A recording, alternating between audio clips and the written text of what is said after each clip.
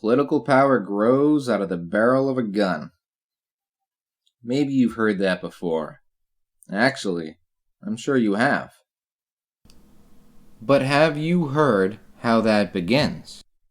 The way that line begins is with, "Every communist must grasp the truth." So, in total, every communist must grasp the truth. Political power grows out of the barrel of a gun.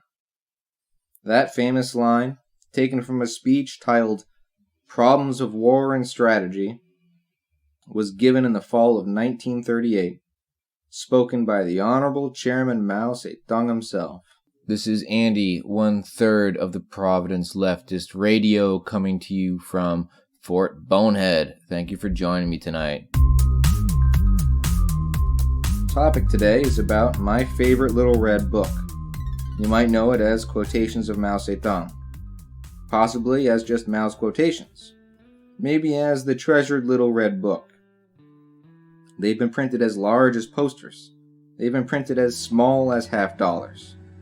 They're a talisman of the Chinese communist idea. To modern Chinese citizens, it's regarded kind of as a nostalgic object. Originally designed to be a pocketbook of inspirational quotes from Chairman Mao's many orations and articles, it became a cultural phenomenon. Every piece of propaganda painted during Chairman Mao's life had a little red book in it. The little red book became a symbol of allegiance. During the Cultural Revolution, it was a uniform requirement. People were expected to quote it from memory. First printed in the spring of 1964, the little red book contained only 200 quotations. That number has since grown to 427. Some notable chapters in the book: leadership in the party committees, the mass line, the correct handling of contradictions among the people, socialism and communism, classes and class struggle, self-reliance and arduous struggle, and revolutionary heroism. In 1966, foreign language press started exporting books beyond the borders of China.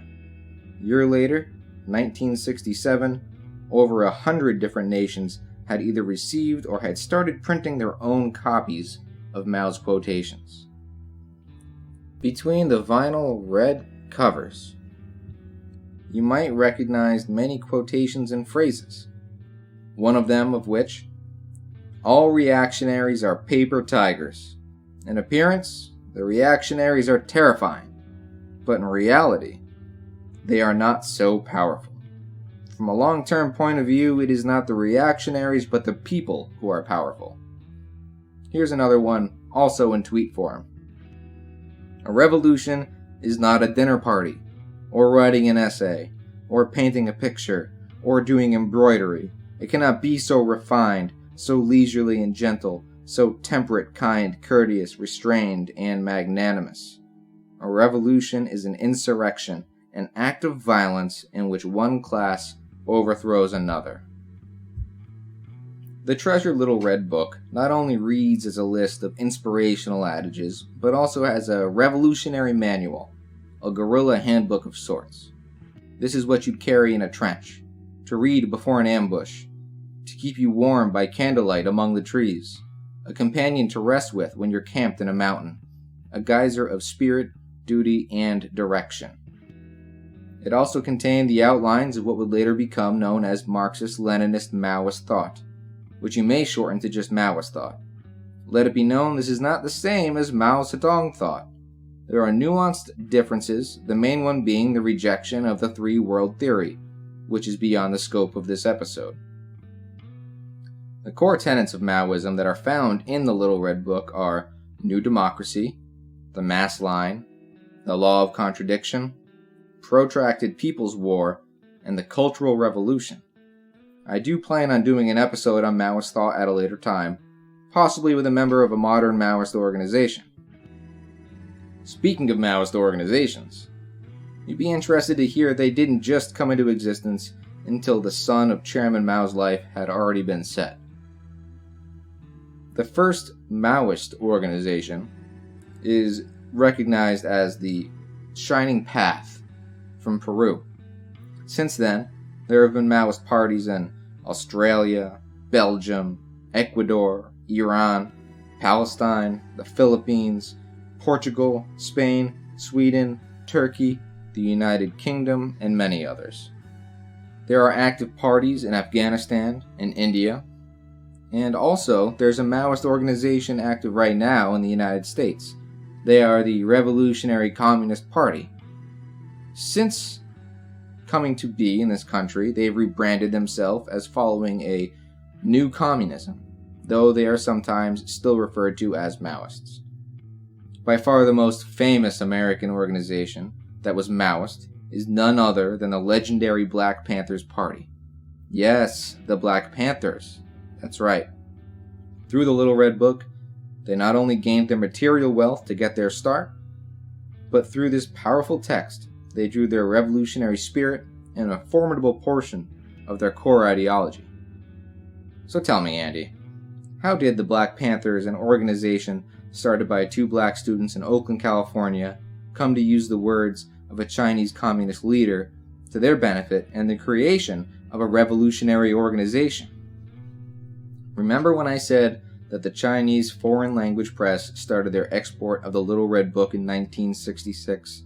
That's when the Panthers got a hold of it. Huey P. Newton, Bobby Seale, decided on starting community protection programs by shadowing police officers during their patrols and protecting the rights of black and brown citizens by showing up with guns and intimidating the fuck out of the cops. This gained them support with the local population and also gave them access to a potential pool of new recruits. But first, they needed transportation. They needed funds. They needed guns. One day, they stumbled upon an idea. Go to the Chinese district and buy these Little Red Books for dimes. Go to Berkeley, sell them to students for dollars.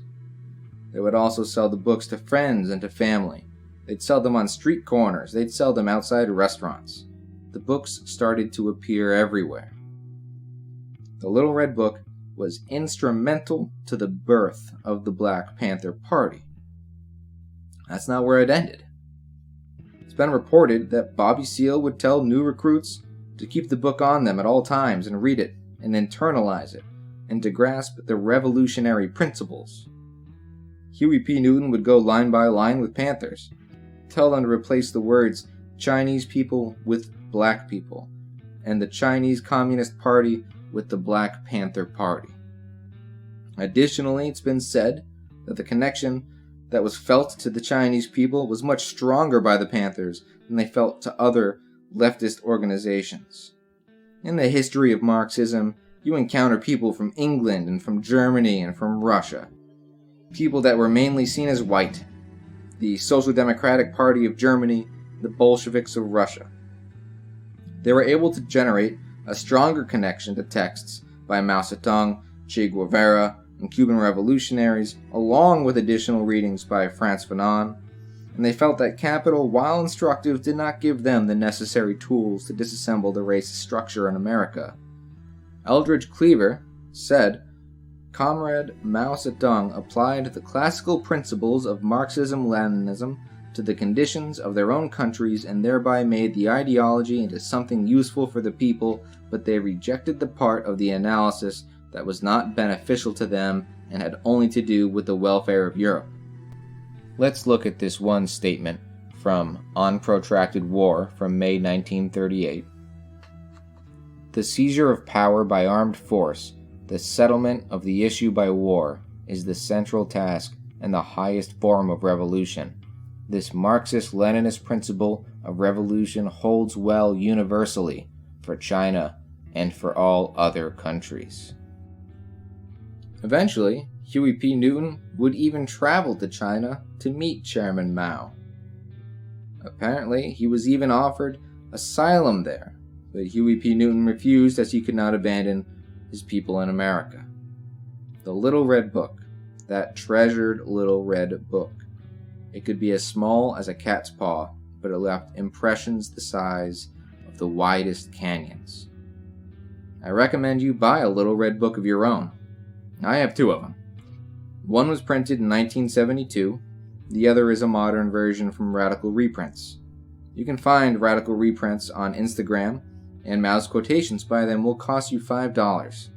Of course, you can also use their website to view the book for free in PDF form. However, I think with its historical quality, the inexpensive price, along with its inspirational value, that you should buy your own. Keep it on your bookshelf. Maybe put it in your jacket pocket. Maybe put it in the glove box of your car. And I would definitely recommend putting it on your coffee table whenever your landlord decides to do a walkthrough. And as Chairman Mao once said, the people and the people alone are the motive force in the making of world history.